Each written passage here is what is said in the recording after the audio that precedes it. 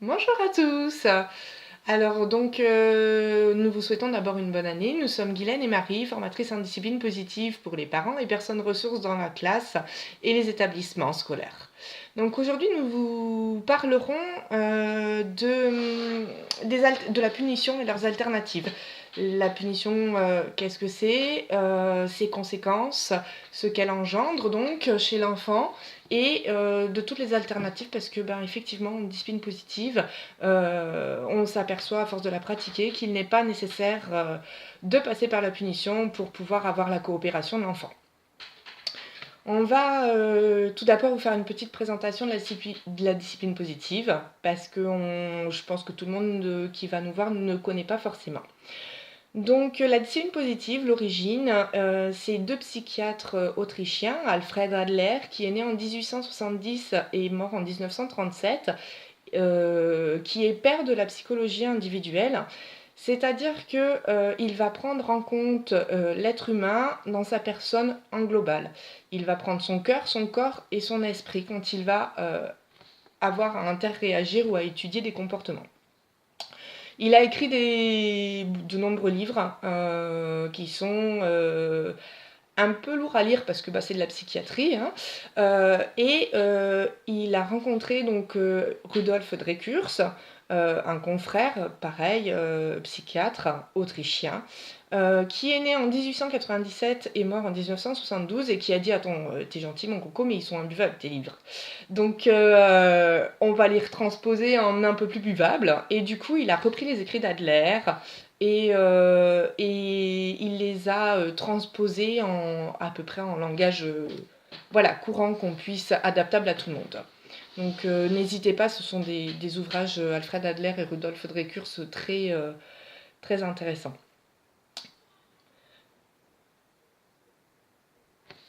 À la suite, les aléas du direct. À la suite, deux américaines, Jan Nelson et Lynn Lott, ont repris ces écrits et à partir de ce qu'elles avaient découvert, ont décidé de modéliser, de vulgariser et surtout de trouver des exercices pratiques qui permettaient aux parents de mettre en place les concepts qu'avaient voulu décrire Adler et Dreckurs. Donc à partir de là, elles ont fait des livres et elles ont créé ce qu'on appelle aujourd'hui la pédagogie positive ou discipline positive ou encore éducation positive. Mais bon, voilà, les livres qu'on trouve dans le commerce s'appellent discipline positive.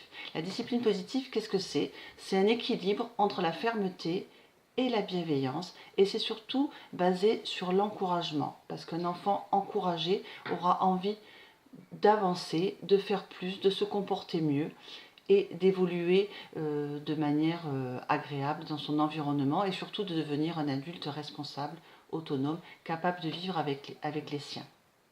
Notre société a évolué. Avant, on était plutôt dans une société hiérarchique avec une autorité qui venait de la personne au-dessus de nous, aussi bien le parent que dans le milieu professionnel, le supérieur hiérarchique. Maintenant, notre société, on est plus dans une hiérarchie, on n'est plus dans une hiérarchie verticale, mais on est plutôt dans une démocratie à l'horizontale où les gens participent, communiquent, collaborent, voilà. Et dans la famille, ça a évolué aussi. Et donc, pour que tout se passe mieux, il est mieux d'allier fermeté et bienveillance.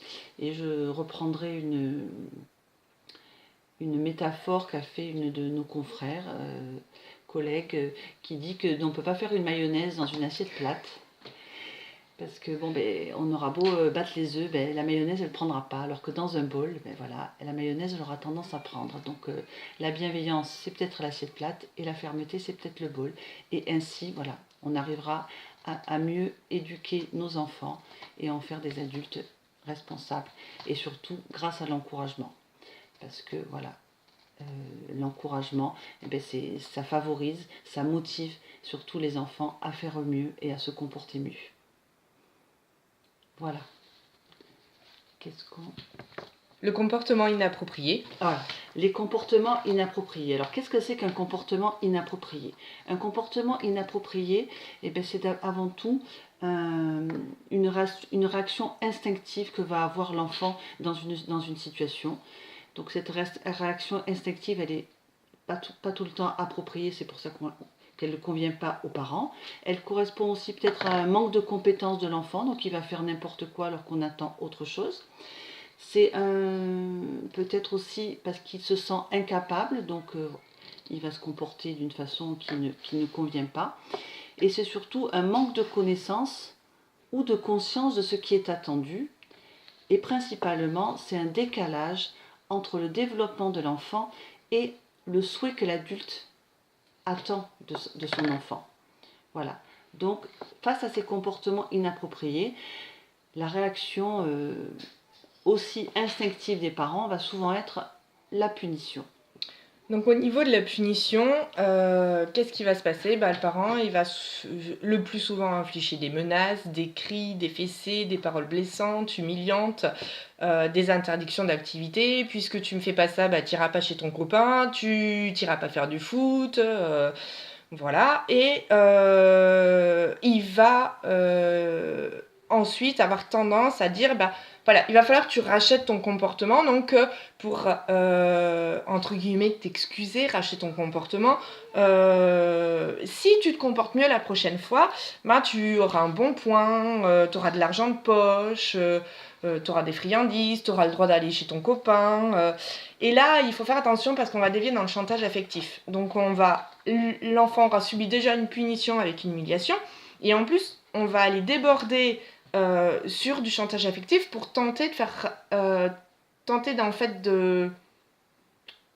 de dire à l'enfant, voilà, maintenant tu t'es mal comporté, mais en plus il faut racheter ton comportement. Donc il va avoir une double humiliation, c'est quand même très dur pour lui. Au niveau de ce système, on peut voir que quand l'enfant a un comportement inapproprié, qu'on va le punir, qu'on va être dur avec lui, là on va appliquer le système fermeté, dur, tout seul.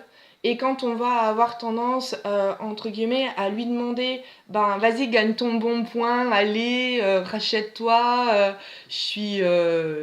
voilà, on va avoir tendance à être dans trop de bienveillance. Et c'est ce que disait Guylaine avec le bol, l'assiette creuse et la mayonnaise.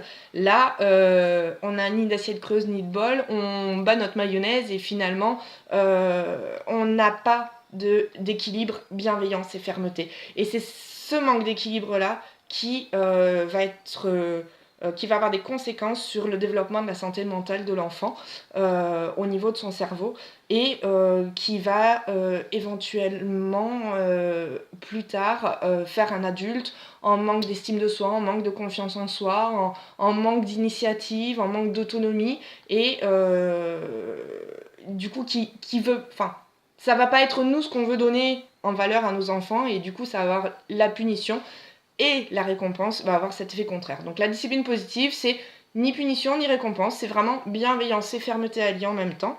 Et pour éviter ce problème de chantage affectif, d'humiliation par la sanction et avoir un équilibre vraiment au niveau développement cérébral.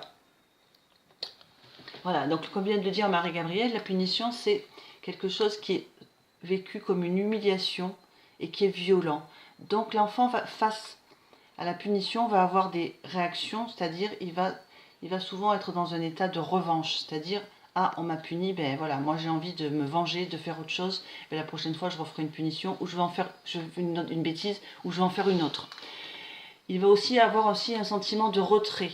On me punit, je m'isole, je me replie sur moi, je rumine et je suis vraiment, je me sens isolée et mis à l'écart.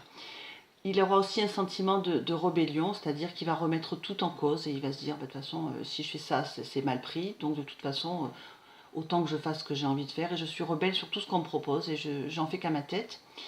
Et il va aussi cultiver un sentiment de ressentiment, c'est-à-dire que ce ressentiment, il va le ressasser, il va le garder tout au long de sa vie et ça sera en lui et ça le rendra malheureux parce que cette humiliation, cette violence, il l'aura emmagasiné en lui et ça ne sera pas bon. Alors là, nous vous proposons, Marie-Gabrielle et moi, de prendre une petite minute pour repenser à un souvenir de votre enfance où vous avez été puni, où vous avez reçu une fessée, où vous avez été privé de sortie pendant une semaine, où on vous a confisqué votre téléphone, ou bon, voilà, quelque chose qui vous a vraiment blessé.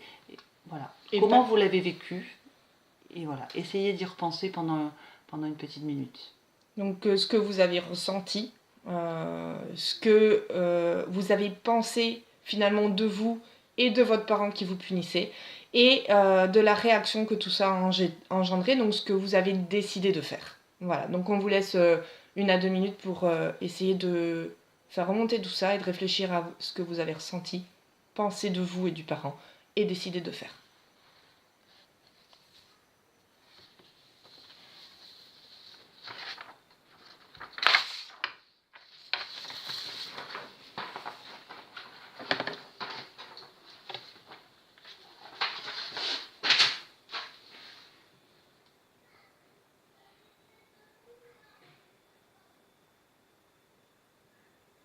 Bon, donc nous vous proposons, la discipline positive vous propose une alternative à la punition. C'est ce qu'on appelle une conséquence logique. Alors qu'est-ce que c'est qu'une conséquence logique? En fait, c'est en amont, dans toute situation, on explique, on fixe un cadre. On explique une règle, c'est-à-dire ce qu'on appelle en discipline positive une ligne de conduite, et on la rappelle à l'enfant. Dans tel cas, il se passe ça, dans tel cas, on souhaiterait que ça soit comme ça. Voilà. L'enfant est averti et connaît la conséquence. Comme ça, il n'a pas d'effet de surprise, il est informé de la portée de son comportement. Si tu montes sur une chaise, tu risques de tomber. Bon, ça peut être un exemple, mais ça peut être aussi les règles de vie de la famille. Le linge sale ne doit pas traîner par terre, il doit être mis dans le panier à linge sale, comme ça il est lavé. Le linge qui traîne par terre, il n'est pas lavé. Donc c'est une conséquence logique. L'enfant sait que s'il ne met pas son linge sale dans le panier, il ne sera pas lavé. Et là, comme il est informé, il a la portée et il connaît d'avance la conséquence de ses actes. Et ce n'est pas vécu comme une punition parce que c'est connu en amont. Il sait que dans la famille ça se passe comme ça, donc il n'est pas surpris. Voilà. Deuxième possibilité, deuxième alternative, les conséquences Naturelles. Alors, les conséquences naturelles, moi j'aime beaucoup une phrase de Jane Nielsen qui dit aider les enfants à explorer les conséquences de leurs choix plutôt que de les imposer. On va avoir tendance à vouloir surprotéger nos enfants, à leur dire ah non mais là tu comprends, il pleut, faut vraiment que tu mettes tes chaussures, tu vas avoir les pieds mouillés. Et là on va tenter de vouloir mettre à tout prix des chaussures, des bottes, des baskets. Et là l'enfant il va juste pas être content, il va donner coup de pied, il va se mettre en colère et ça va partir en live. Laissons-les explorer. On sait qu'il pleut, on sait que l'enfant il veut pas mettre ses bottes. Ok, on prend les petites bottes dans le sac à main, on est maman, on anticipe. Et puis, on sait très bien, on fait confiance à nos enfants. Il va sortir pieds nus sous la pluie, il va très bien se rendre compte, il a des ressentis, c'est un être humain, il a des émotions. À un moment donné, il va vous dire ouais mais maman, j'ai les pieds mouillés, j'ai froid aux pieds. Ok, alors là, à ce moment-là, on l'accompagne dans l'exploration de son choix, en lui disant voilà, qu'est-ce qui se passe? Est-ce qu'il fait beau dehors? Forcément, il va vous dire non. Comment tu te sens là en ayant voulu mettre les nu-pieds? Comment tu te sens? Est-ce que tu es bien et de quoi? Voilà. Quel est ton ressenti là, à ce moment-là? Il risque sûrement de vous répondre j'ai les pieds mouillés, j'ai un peu froid, c'est pas très agréable, j'ai la chaussure qui glisse. Enfin, souvent, c'est ce qui va ressortir. Et puis, le guider en lui disant de quoi tu as besoin pour être au sec et pour pouvoir te sentir mieux si tu veux sortir dehors sous la pluie.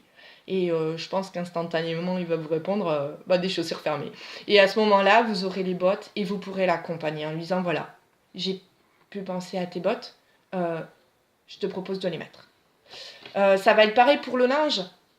Le linge, c'est si on voit l'enfant ne pas mettre son linge à la panière et puis arriver à un moment donné, on s'aperçoit nous en tant que maman que il aura plus rien pour s'habiller, c'est un peu embêtant quand même. Donc on va lui demander comment il fera, comment il s'organisera lorsqu'il aura plus de vêtements propres à mettre demain. Et vous allez voir que son comportement, il va tilter direct. Il va, à mon avis, dans la majorité des enfants, prendre son linge et aller le poser au sale, ils sont pas fous.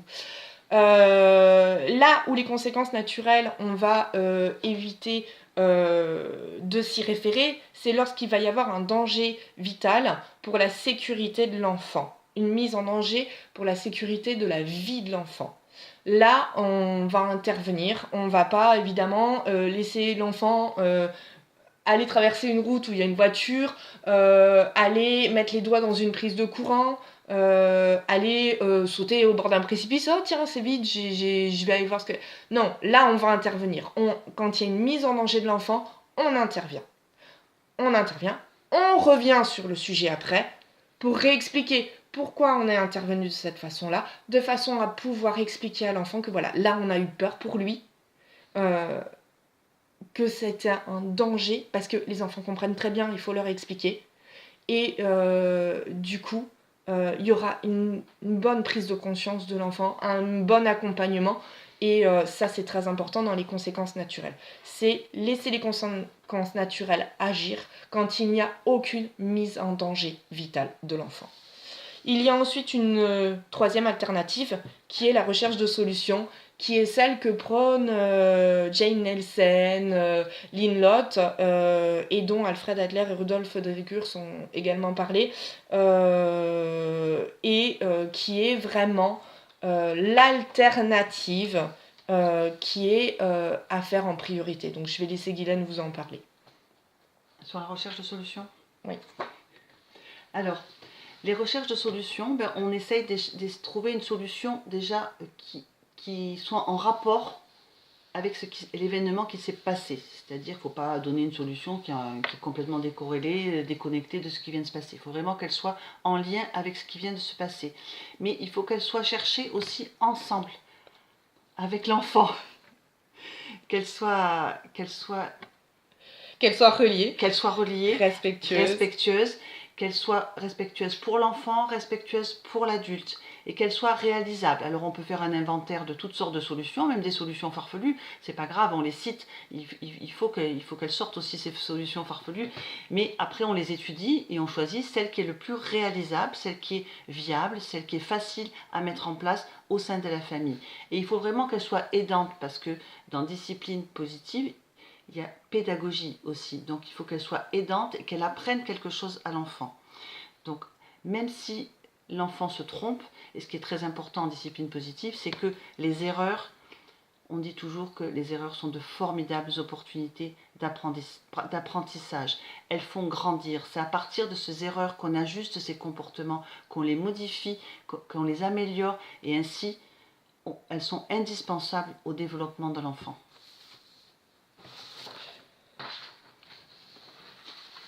Alors il est important, évidemment, dans toutes ces alternatives, d'impliquer l'enfant. Pourquoi impliquer l'enfant ? Parce que les études montrent que quand on implique l'enfant dans des recherches de solutions, dans des réflexions, dans une progression avec lui, l'enfant va avoir une meilleure acceptation de la chose et du coup va entrer beaucoup plus facilement dans la coopération.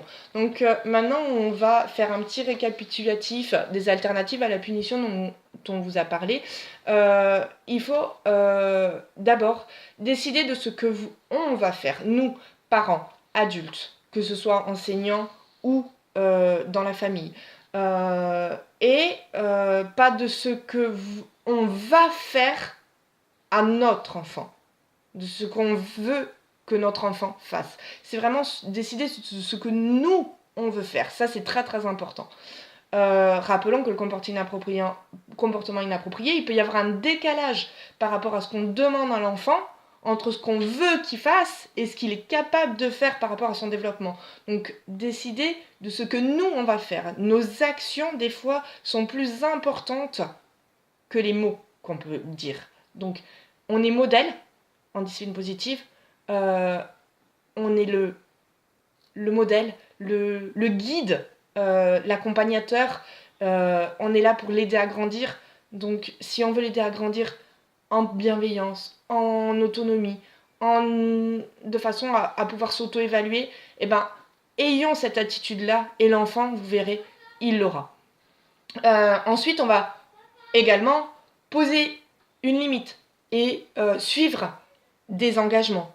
On vient par là des conséquences logiques. Le cadre est établi en amont, la conséquence est également connu.